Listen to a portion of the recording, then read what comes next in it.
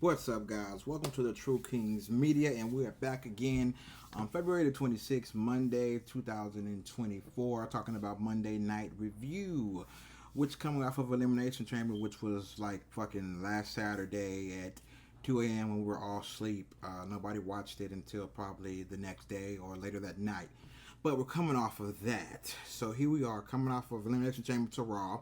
Starts off pretty decent, I guess, talking, as you can put it as anything else in wrestling.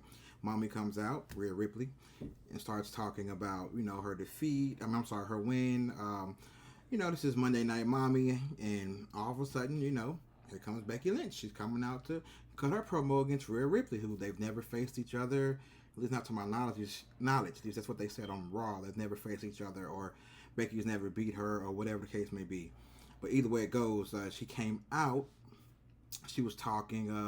I'm kind of getting mixed vibes from the crowd. I think that they are going to probably turn on Becky Lynch if she wins. I don't think nobody wants for her to win. I think Rhea Ripley is really over right now, and even though she's supposed to be a heel, the crowd is behind her. She's like the star of Judgment Day, so I could kind of see her probably branching off from Judgment Day because the crowd is going to make her a babyface.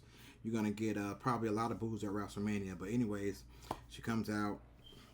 She starts talking. Becky Lynch says, hey, she's gonna, I guess beat her at WrestleMania. Then Mommy interrupts her and says, hey, you call yourself the man, but I'm the woman, and behind every great man there's a woman, and Mommy's always on top. And the crowd went a little bit crazy after that, the little moment they had, and then all of a sudden, boom, Nia Jax bring her motherfucking huge ass out the audience and starts eating Becky Lynch and stuff, and putting icing on her and shit like that. Made her into a cupcake and balled her up nice and all that extra bullshit that came along with Nia Jax whooping her little skinny ass. But yeah, they came out. Then of course here comes Adam Pearce and the crew trying to break it all up. Like, this is a disqualification, match DQ'd. Coming out, you know how that shit goes. Security go all the way to the back. Whoop de doo. Pretty much after that, what was next? Because I was kind of on and off of Raw. You had Drew McIntyre also come out and talk. Him and Seth going back and forth with the promo. Seth Rollins telling Drew McIntyre that, hey, you might have an advantage because the Bloodline's going to kick his ass. So he's already kind of giving us a hint that Drew's going to beat his ass at WrestleMania, take the belt, and he's going to blame the Bloodline, which will probably cause him to turn on Cody if Cody beats Roman, because he's going to say, man, I helped you out and I got my ass handed to me, lost my belt, you win the belt, what's up? Pretty much how that's probably going to go.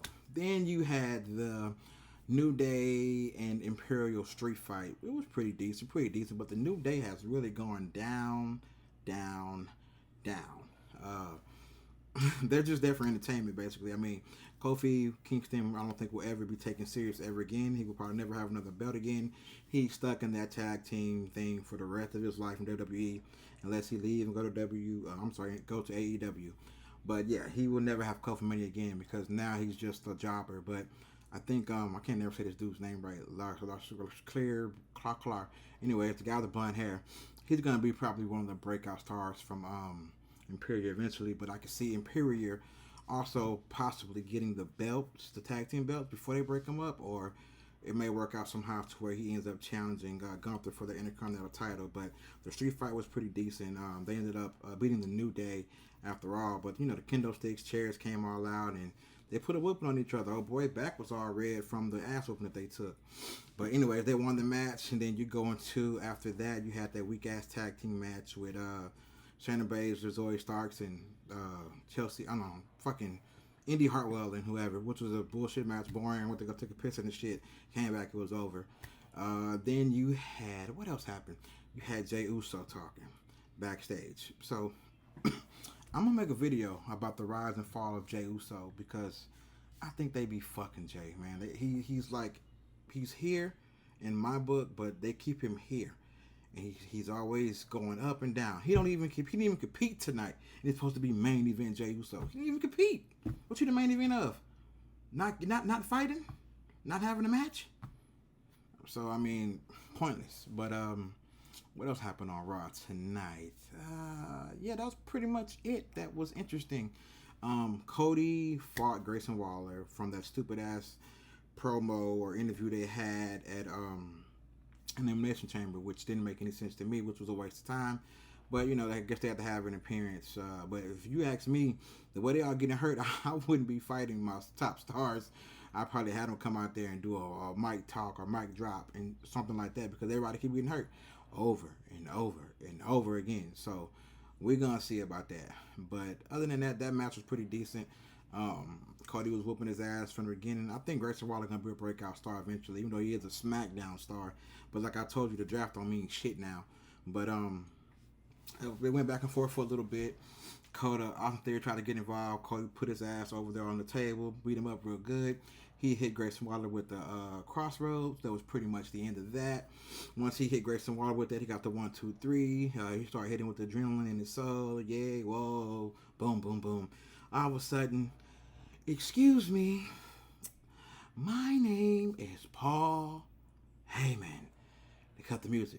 Heyman comes out there with the NYPD. They in LA. What's up? You got the East Coast and West Coast beef. He bringing it back. Death Row and Bad Boy. But he out there, comes talk to Cody, begs him please to stop this main event run to WrestleMania. Give it to The Rock. He's pleading with them. The guys start walking down there to the ring. Cody finally grabs the mic, gets some nuts, stop being such a nice guy, and says he's not worried about it. Anybody get in this ring, you come close to me, it's all over. I ain't taking this shit no more. Say hello to the back guy. So, he went off on a little bit on Paul Heyman. So Paul Heyman come walking down and asked him, could I get in the ring? Once they surrounded him like the Shield. Those guys ain't really cops, they jobbers. They like in NXT training or some shit like that. But anyways, they get in, they try to surround him. He tells Paul Heyman, don't you get in this ring. All of a sudden, Paul Heyman looks at him like, whoa. And then all of a sudden, he gets a chair. He swings that. Look, I thought he was going to swing at Heyman, but he hit the other guys, beat their asses with the chair. Threw him out the ring, hit the crossroads. He did the black guy pretty bad, man. Why the black guy have to get beat up like that? But he beat him up, threw him out the ring. Paul Heyman looking all scared, like he always look, and he goes, call Roman Reigns. Call The Rock. And man, like, what kind of phone is that? Usually you got to say a name like, hey, Siri. Well, shit, she don't even want to listen to me. But anyway, go. You usually have to call a name and your phone answers. He just say call a Rock and call Roman Reigns and it work. So whatever. But he ain't calling nobody, walking off like this with the phone and shit like that. But Cody gets on the mic and says, you ain't gotta worry about the bloodline hunting me, because I'm hunting the bloodline. Whoa! And then the show ended. So it was pretty decent Raw, I guess, from the little bits I did catch and watch. So, I told y'all basically the bottom line, the good shit of Raw, and everything else that didn't matter. But it was a little bit juicy when Cody finally gets some nuts. So again, thank you guys for watching. And again, stay tuned for my video of the rise and fall of Jey Uso. It may be about 10 to 15 minutes long. I'm going to talk about how they build him up just to tear his ass down. Yeet. But anyways, like, subscribe. I don't care. You do. Support me. You don't. You like me. You watch me. You see this face. Get used to it. Because I'm going up to the top. To the mother top. But like always, like I said, keep it spicy, keep it sweet, keep it sour. But at the end of the day, deuces, oopses, yeet.